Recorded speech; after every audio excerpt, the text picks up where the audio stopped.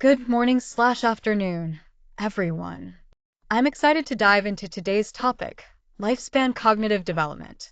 We'll be exploring how our memory, learning abilities, language skills, and problem solving evolve from infancy all the way through adulthood.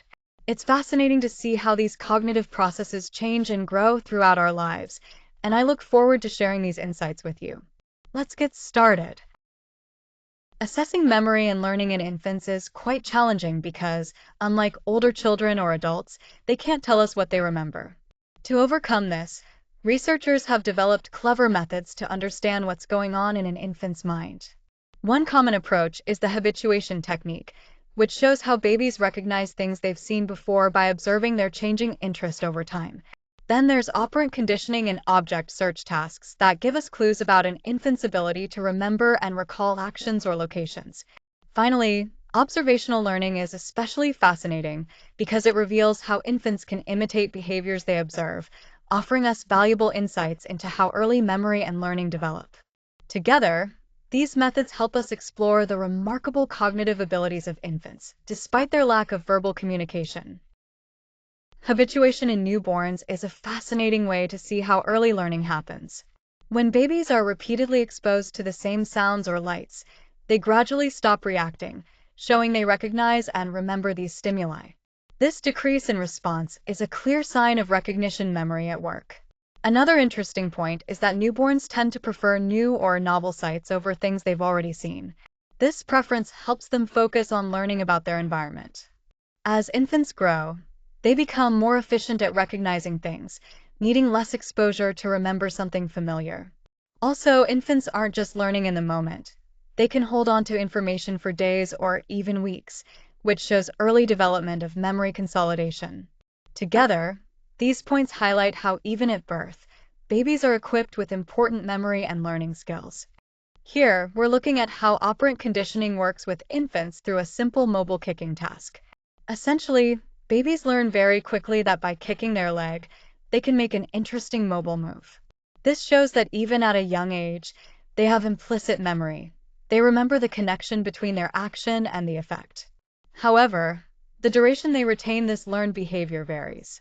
Younger infants tend to forget more quickly, but as they grow and with repeated practice sessions spaced out over time, they can remember for longer periods. Another important aspect is that memory recall gets better when infants receive reminders or cues, which is known as cued recall.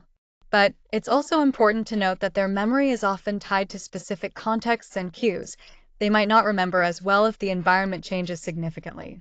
Overall, these observations give us valuable insight into the complexities of early memory development, showing just how dynamic and sensitive memory processes are in infancy.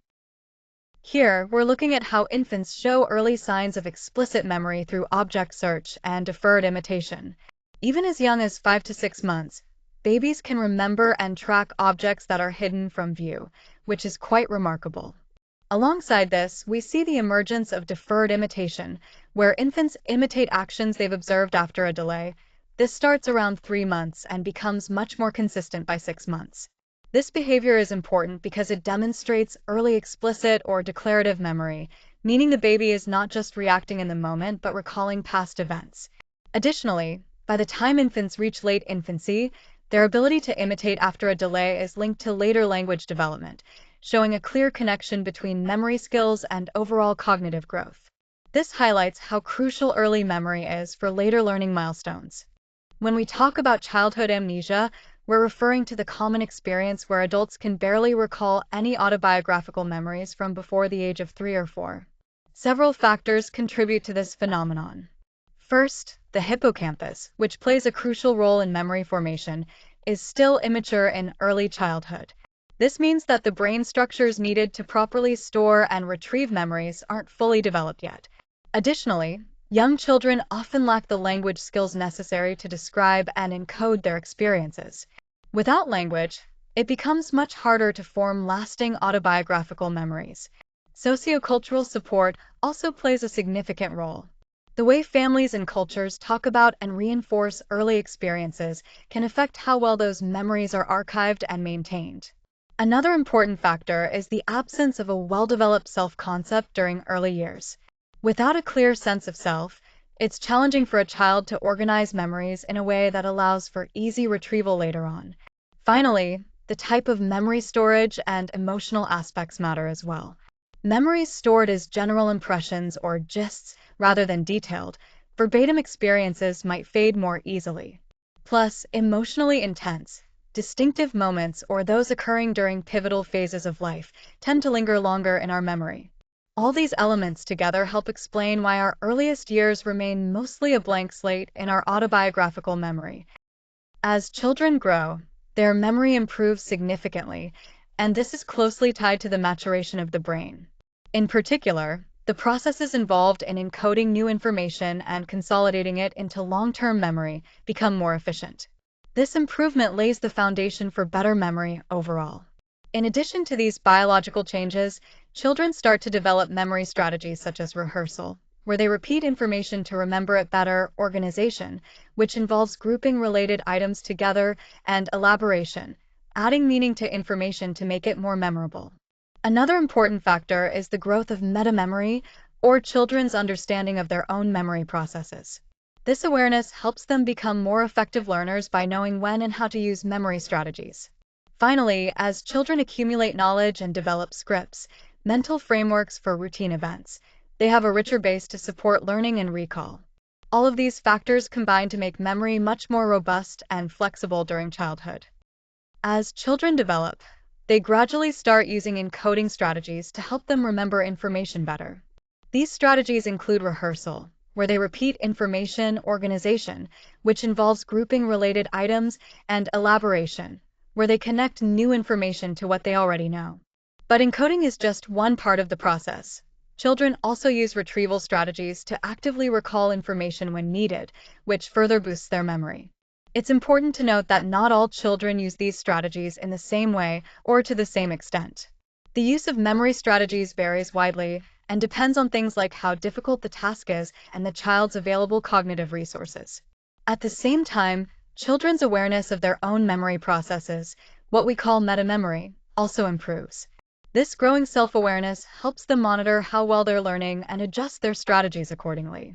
Ultimately, this development in metamemory plays a crucial role in how children select and apply their memory strategies, leading to better overall memory performance. So, as their understanding of their own thinking grows, their ability to remember information becomes more effective and sophisticated. As our knowledge base expands, our memory improves because having more information allows us to process new details faster and more efficiently. For children, this process involves developing what we call scripts. These are organized patterns of knowledge about how typical events usually unfold. Scripts help guide their behavior and make it easier to recall experiences.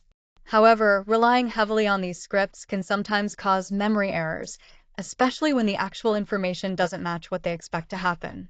This is particularly important in situations like eyewitness testimony, where these script-based errors can affect the accuracy of someone's memory. Understanding this helps us appreciate both the benefits and limitations of how experience shapes our recall. When children solve problems, they don't just rely on a single method. They actually develop a variety of strategies. They learn to pick and choose the best approach depending on what the task demands, how motivated they feel, and what makes them most comfortable. Over time, their use of these strategies becomes more efficient because they test different approaches, remember what works, and adjust accordingly. It's important to note that this process isn't a simple, step-by-step progression. Instead, children display what we call overlapping waves, where multiple strategies coexist and develop together. This pattern shows how flexible kids are when solving problems, adapting their methods as needed. Also, the strategies children use aren't fixed. They really depend on the specific context of the problem they're facing, which means their choices are thoughtful and dynamic. During adolescence, significant cognitive advances take place, especially in the strategies used for learning and memory. One key development is mastery of the elaboration strategy, which means adolescents become better at connecting new information to what they already know, making it easier to remember. They also continue to refine other memory techniques like rehearsal, repeating information, and organization, which help structure information logically. At the same time, working memory improves, allowing adolescents to hold more information in mind and focus on what's relevant, which greatly supports their learning processes.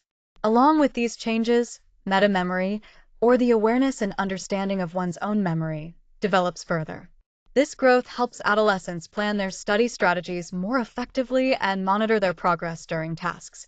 Finally, selective encoding becomes more efficient, meaning adolescents get better at identifying and focusing on the most important information, which not only boosts academic performance, but also helps in everyday memory tasks. These cognitive advances collectively enable adolescents to learn more effectively and manage complex tasks with greater success. As we consider memory and aging, it's important to note that not all aspects of memory decline equally. Recognition memory and existing knowledge bases tend to remain fairly stable as we get older, which is a strength worth acknowledging. However, many older adults do experience challenges with recall, processing speed, and working memory. These areas often show noticeable declines.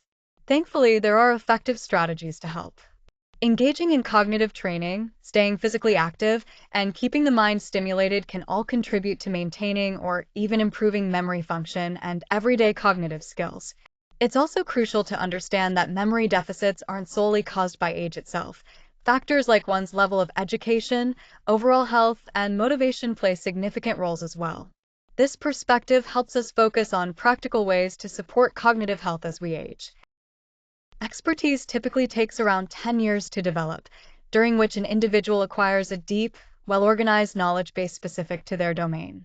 This extensive learning allows experts to recall and process information much more efficiently than novices in their field.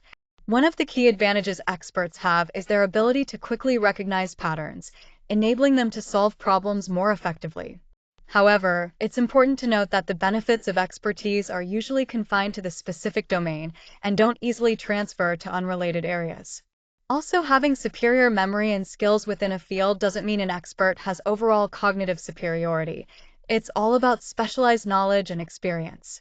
When we talk about language development, it's important to understand some fundamental concepts. First, phonemes are the basic sound units in any language. They're the building blocks of speech. Next, morphemes are the smallest units of meaning. These can be whole words or parts of words that add meaning. Then we have syntax, which refers to the rules that govern how sentences are structured, ensuring our ideas are communicated clearly.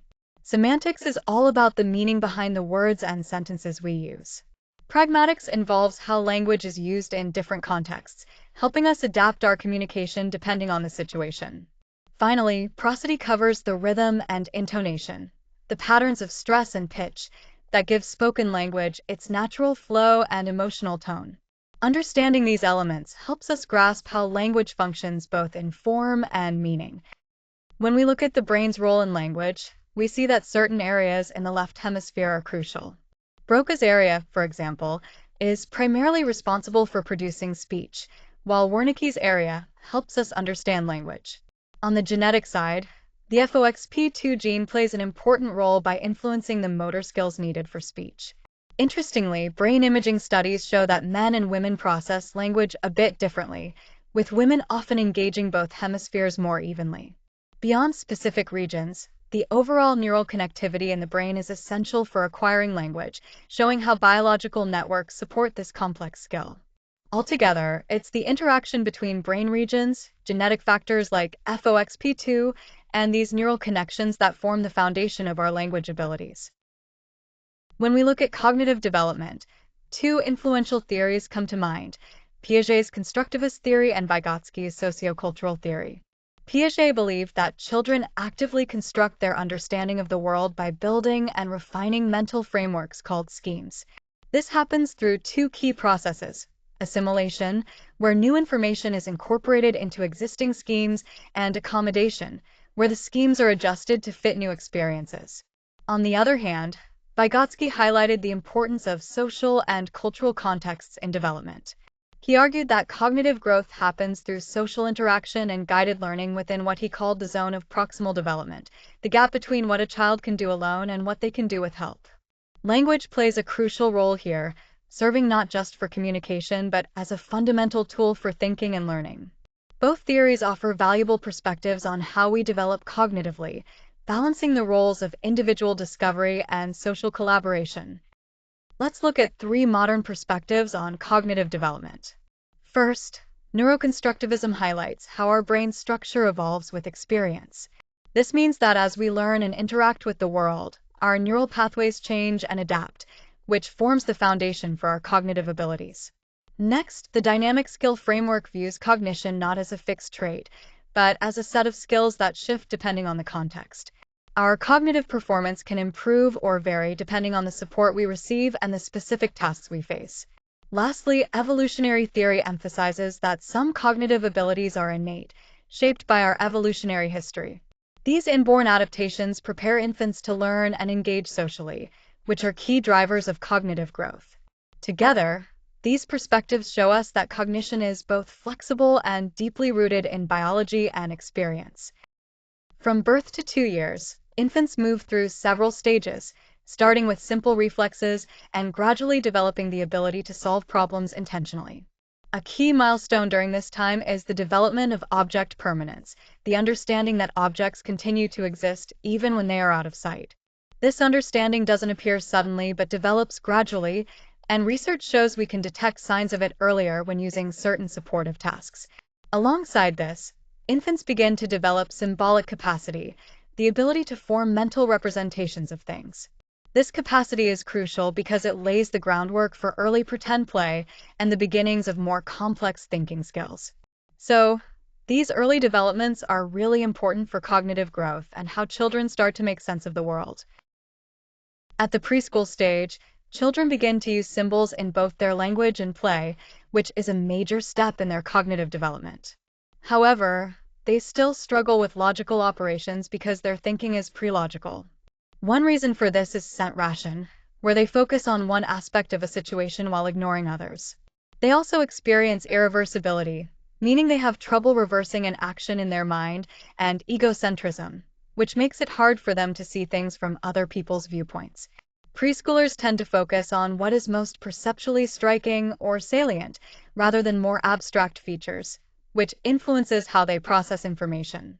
This makes tasks like understanding conservation, the idea that quantity stays the same despite changes in shape, and classification particularly challenging for them. Taking another's perspective is also difficult due to egocentric thinking. Despite these challenges, their language skills and imaginative play are blossoming, providing a rich foundation for future cognitive growth. Between the ages of 7 and 11, children enter what's known as the concrete operational stage, where they begin to develop logical thinking. During this time, they acquire important cognitive skills like decent ration, which means they can focus on multiple aspects of a situation, reversibility, or understanding that actions can be undone, seriation, the ability to order objects systematically, and transitivity, which helps them understand relationships between things. These skills allow children to master tasks involving conservation, like realizing that quantity doesn't change even if appearance does, and classification, where they can group objects based on different criteria. Another key development in this stage is the reduction of egocentrism, meaning kids start to see things from other people's perspectives, which significantly enhances their problem-solving abilities. However, despite these advances in logic, their thinking is still tied to concrete objects and events, so abstract or hypothetical reasoning remains challenging for them at this point. Around the age of 11, adolescents begin to develop what we call formal operational thought. This is a major shift because it enables them to think abstractly, scientifically, and hypothetically, moving beyond the concrete thinking typical of earlier stages. One of the key features here is their ability to consider multiple variables at once, rather than just focusing on one thing at a time. This skill is essential for complex problem solving. For example, in tasks like the pendulum problem, adolescents use hypothetical deductive reasoning, meaning they can formulate logical hypotheses and test them systematically to draw conclusions. This development marks a significant step in cognitive growth. As we explore post-formal thought, we see that adult thinking often involves relativistic thinking, meaning we understand that knowledge isn't fixed but depends on context and individual perspectives. This helps us recognize that many problems don't have one right answer, but multiple valid solutions. Next, adults tend to accept contradictions, acknowledging that conflicting ideas can exist simultaneously. This ability to tolerate ambiguity encourages creativity and makes problem-solving more flexible. Finally, dialectical thinking is essential at this stage. It involves grappling with complex issues, weighing opposing viewpoints, and integrating them into a more complete understanding. This skill helps adults manage the complexities of real-life dilemmas, adapt to new information, and make thoughtful decisions even when situations are uncertain. When we talk about educational strategies, it's important to balance discovery learning with guided participation. Discovery learning encourages children to actively explore and solve problems on their own, which taps into their natural curiosity and helps them build knowledge through hands-on experiences. On the other hand, guided participation involves teachers or more knowledgeable peers providing structured support or scaffolding tailored to the learner's current abilities, helping them master new concepts step by step. By combining these approaches, we help children develop important cognitive strategies like rehearsal, organization, and elaboration, which improve how they encode and retrieve information.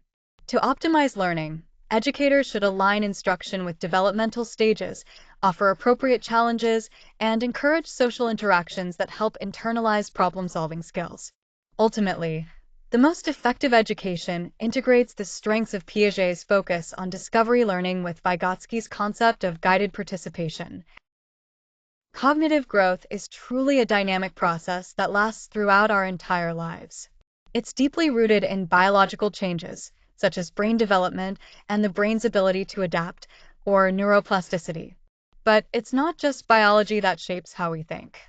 Our experiences, especially those shaped by different environments and cultural interactions, play a big role in influencing the way we process and understand the world. Education also plays a crucial part. Formal learning and training help us build knowledge and develop strategies for thinking. Modern theories highlight how changes in the brain interact with different learning environments, which means our skills can vary depending on the tasks we engage in and the support we receive. By understanding these various influences, we can better support and enhance key cognitive abilities like memory, reasoning, language, and problem solving from infancy all the way into adulthood. Looking ahead, future research and educational approaches should aim to provide tailored support that respects each person's stage of development, cultural background, and individual differences, helping everyone achieve their best cognitive health and overall well-being.